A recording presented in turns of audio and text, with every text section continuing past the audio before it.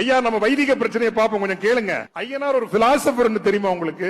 மாபெரும் தத்துவ மேதைக்கு கையில அருவாவை கொடுத்து வெளியே விட்டீங்கல்ல, இதுதான் வைதிகம். ஐயனாரை பத்தி அண்ணன் அருட்தந்தை ஜெகத் கஸ்பர் பேசுறார். ஐயனார் சிவனின் வடிவம். முதல்ல ஐயனார் கையில அருவாளை கொடுத்துனார். ஐயனார் கையில சாட்டதாங்கய்யா இருக்கு, அருவாள் இல்லைங்கய்யா. முதல்ல தெரிஞ்சுக்கங்க. ஐயனார் சிவனின் வடிவமாக கும்பிடுகிறோம். பொன்னையனார் என்று பெயர்.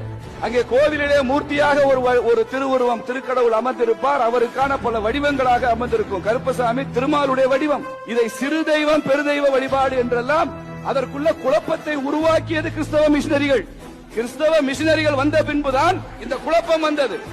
அதே குழப்பத்தை தொடர்கிறார் அருட்தந்தை கஸ்பர். தமிழகம் தேசிய மண், தமிழகம் ஆழ்வார்கள் மண், தமிழகம் நாயன்மார்கள் மண், நாத்திகம் பேசும் நாக்கு முடை நாக்கு என்று சொன்னார் வள்ளலார் சுவாமிகள் பிறந்த மண்.